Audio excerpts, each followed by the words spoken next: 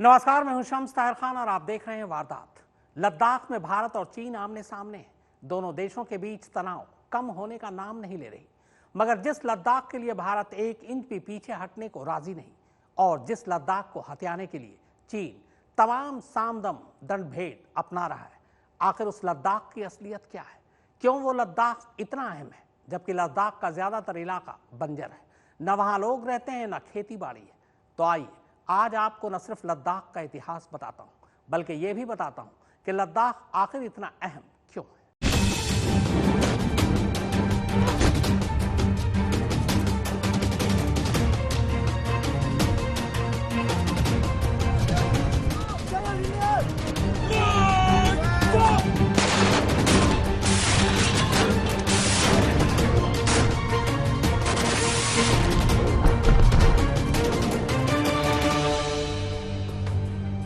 लद्दाख में भारत और चीन के बीच सीमा को लेकर यह कोई आज का विवाद नहीं है और न ही आजादी के बाद पैदा हुआ कोई मसला है, बल्कि लद्दाख के लिए जंग सदियों पुरानी है। यह मामला इतना ज्यादा उलझा हुआ है कि ऊपरी तौर पर यह समझ में भी नहीं आएगा। इसे जानने के लिए इसकी तह तक जाना जरूरी है।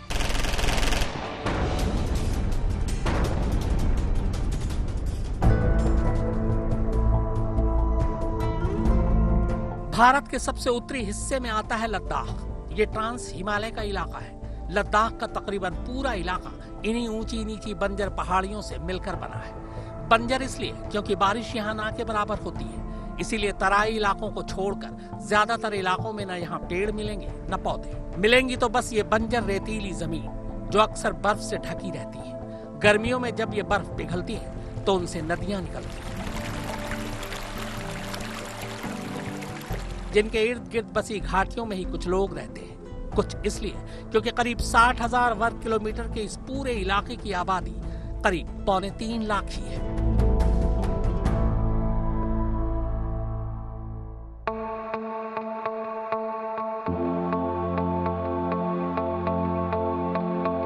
अब आते हैं लद्दाख के नाम पर, जिसका मतलब है the land of high passes, यानी ऊंचे ऊंचे दर्रों से मिलकर बनी भूमि। लद्दाख में दाखिल होने के लिए आपको इन पहाड़ों को पार करना ही होगा और इसीलिए लद्दाख हमेशा से महफूज रहा, क्योंकि इन दर्रों और पहाड़ों को पार करना बहुत जोखिम भरा रहा है। सर्दियों में इन्हें पार करना तो नामुमकिन ही है, इसीलिए ज्यादातर हलचल यहाँ गर्मियों के मौसम में ही होती है। तो अब सवाल ये कि भारत तो खैर अपनी अस्मिता के लिए लड़ रहा है, मगर चीन इन पथरीले पहाड़ों को हत्या कर भी क्या हासिल कर लेगा? इसके लिए आपको लद्दाख की लोकेशन को समझना जरूरी है।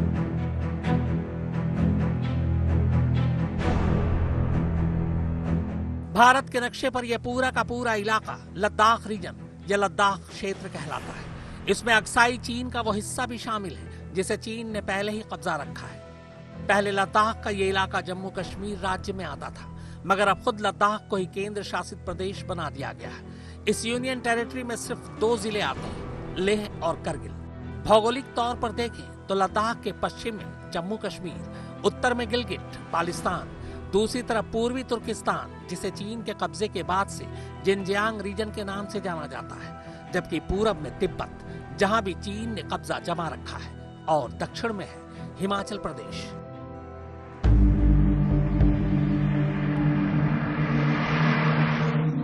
लद्दाख और तिब्बत की अहमियत हमेशा से इसलिए रही है क्योंकि लद्दाख और तिब्बत सिल्क रूट के बिल्कुल बीचों बीच है। चीन से जो सिल्क रूट निकलता था वो तिब्बत और लद्दाख होते हुए ही जाता है, जो चीन को सीधे मध्य एशिया, यूरोप और मिडिल ईस्ट के देशों से जोड़ता है और नीचे भारत को कनेक्ट करता है।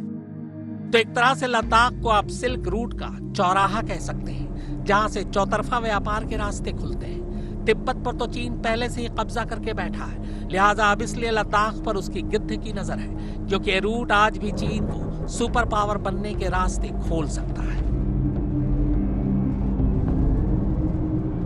मौजूदा दौर में लद्दाख को देखें तो वो सिर्फ इतना सा इलाका है, जबकि ऐतिहासिक तौर पर लद्दाख में अक्साई चीन और जिनजियांग का भी कुछ इलाका शामिल था।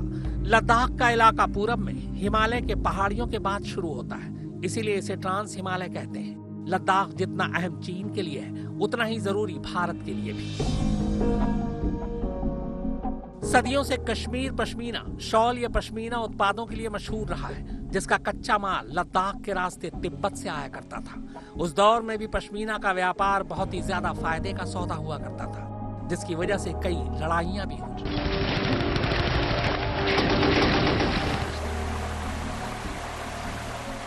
लद्दाख के इतिहास की कहानी शुरू होती है 7वीं सदी से। उस दौर में इस पूरे दक्षिण एशियाई इलाके में तिब्बत साम्राज्य बहुत मजबूत माना जाता था और तब तिब्बत की सीमा में मौजूदा पीओके से लेकर लद्दाख तक आता था।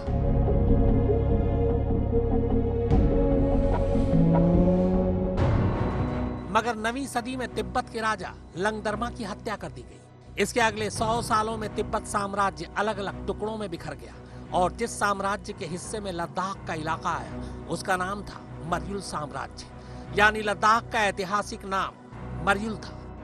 तिब्बत से अलग होने की वजह से लद्दाख में तिब्बत का प्रभाव करीब 1000 साल तक बहुत ज्यादा रहा, क्योंकि दोनों इलाके के लोगों की जुबान, धर्म, इतिहास और सियासत एक जैसी थी। 15वीं सदी में नामग्याल साम्राज्य ने इस इलाके पर अपना कब्जा जमा लिया। 16वीं सदी के आते आते मुगल शासक अकबर के पास लद्दाख को अपने कब्जे में लेने का मौका था, मगर नामग्याल साम्राज्य ने खुद ही टकराव की कोई स्थिति पैदा नहीं होने दी, इसीलिए अकबर ने वहां हमला भी नहीं किया। बल्कि जब तिब्बत ने लद्दाख पर हमला किया तब मुगल शासक औरंगजेब की सेना ने लद्दाख को बचाया था। इसके बाद 19वीं सदी तक लद्दाख पर नामग्याल किंगडम का ही राज रहा, जिनकी निशानियां आज भी लेह में मौजूद हैं।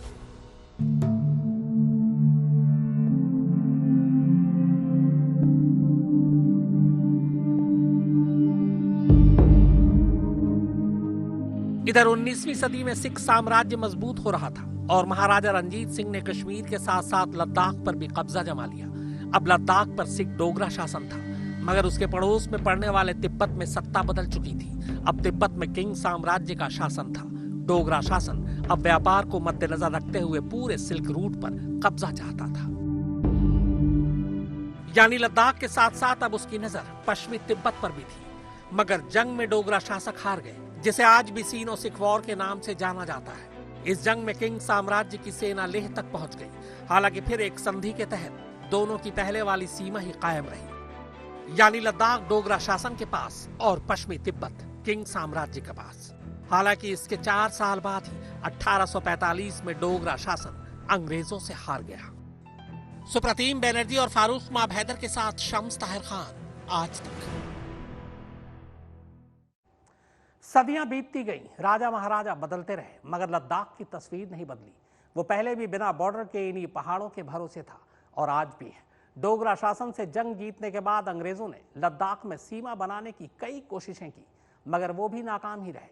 दरअसल तिब्बत और लद्दाख के इलाके में पहाड़ों की वजह से बॉर्डर तय करना मुश्किल था और इनकी संस्कृति इस कदर मिलती जुलती थी कि अंग्रेज यह अंदाजा ही नहीं लगा पाते कि कहां लद्दाख खत्म होता है और कहां से तिब्बत शुरू होता है।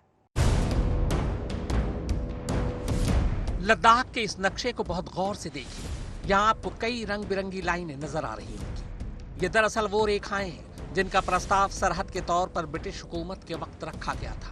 यानी अंग्रेज शासन ने कोशिश तो बहुत की कि लद्दाख की सीमा का निर्माण किया जाए, भले ही वो कागज पर क्यों ना हो, मगर वो तमाम कोशिशें नाकाम हुई।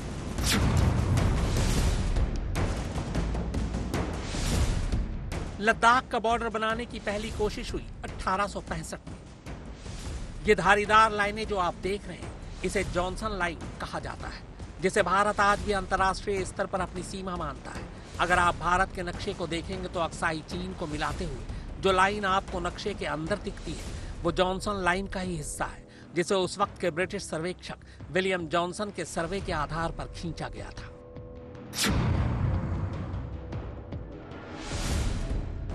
1873 में ब्रिटिश हुकूमत ने लद्दाख के नक्शे पर एक और लाइन खींची। ये पीली रेखा वही है जिसे फॉरेन ऑफिस लाइन के नाम से जाना जाता है। हालांकि मौजूदा दौर में इस लाइन को न तो भारत मानता है और न ही चीन।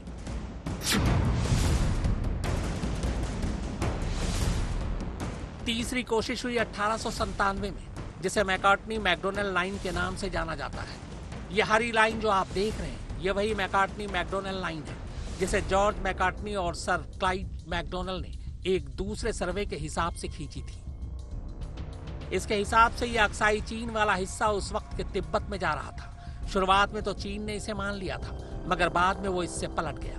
चीन ने कहा कि वो लद्दाख में इस धारीदार लाइन तक के हिस्से का दावा करता है जिसमें गलवान घाटी भी आती है, जबकि वहां तब तक उसकी मौजूदगी भी नहीं थी।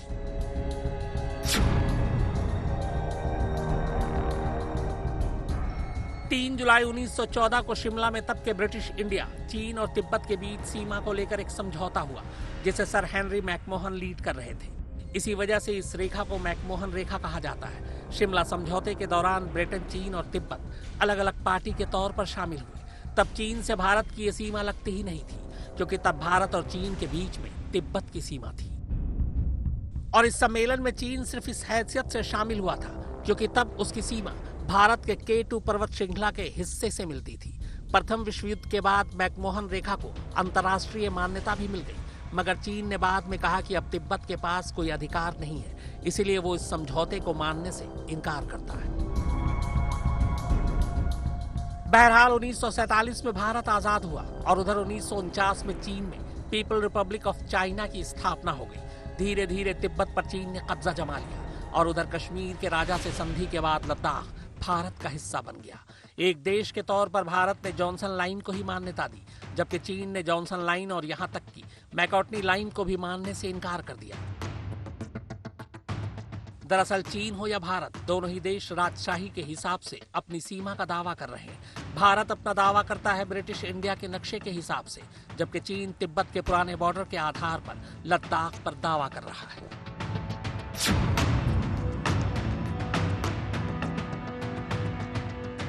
1950 के दशक में चीन का दखल लद्दाख में बढ़ना शुरू हुआ। बॉर्डर विवाद को देखते हुए 1961 में तत्कालीन प्रधानमंत्री जवाहरलाल नेहरू और पीपल रिपब्लिक ऑफ चाइना के पहले प्रीमियर चाओ एनलाई ने बातचीत करके इसको सुलझाने की कोशिश भी की, मगर बात बनी नहीं। वहीं दूसरी तरफ चीन ने अक्साई चीन के हिस्से में एक रोड बनानी शुरू कर दी, जो जिनजियांग से तिब्बत अक्साई चीन के रास्ते होते हुए जा रही थी। इसे लेकर काफी बवाल हुआ और फिर 1962 की जंग भी हुई। इस जंग में चीन इस धारीदार लाइन तक पहुंच भी गया जिसका वो दावा करता था। इसमें गलवान घाटी भी शामिल थी। हालांकि चीन फिर इस लाइन से एक समझौते के तहत पीछे हट गया, मगर इस नीली लाइन तक उसने अपना कब्जा जमाए रखा, जिसे आज LAC यानी लाइन ऑफ एक्चुअल कंट्रोल के नाम से जाना जाता है। और इसी लाइन के नजदीक गलवान घाटी पर मौजूदा तनाव दोनों देशों के बीच जारी है। मुनीश देवगन और सुप्रतीम बनर्जी के साथ फारूक माब हैदर, आज तक। चीन की जमीन की भूख आज की नहीं, जब से पीपल रिपब्लिक ऑफ चाइना की स्थापना हुई तब से एक कम्युनिस्ट सरकार की जमीन हड़पने की भूख खत्म होने का नाम नहीं ले रही। चीन अब तक 6 देशों के करीब 42 लाख स्क्वायर किलोमीटर जमीन पर कब्जा जमा चुका है, जो उसकी कुल जमीन का 43% है। भारत की भी 43,000 वर्ग किलोमीटर जमीन फिलहाल चीन के कब्जे में है।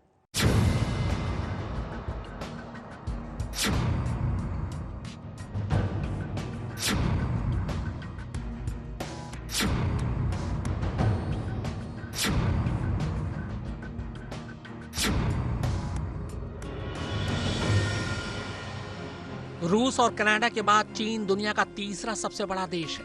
चीन का कुल एरिया 97,06,961 वर्ग किलोमीटर में फैला हुआ है।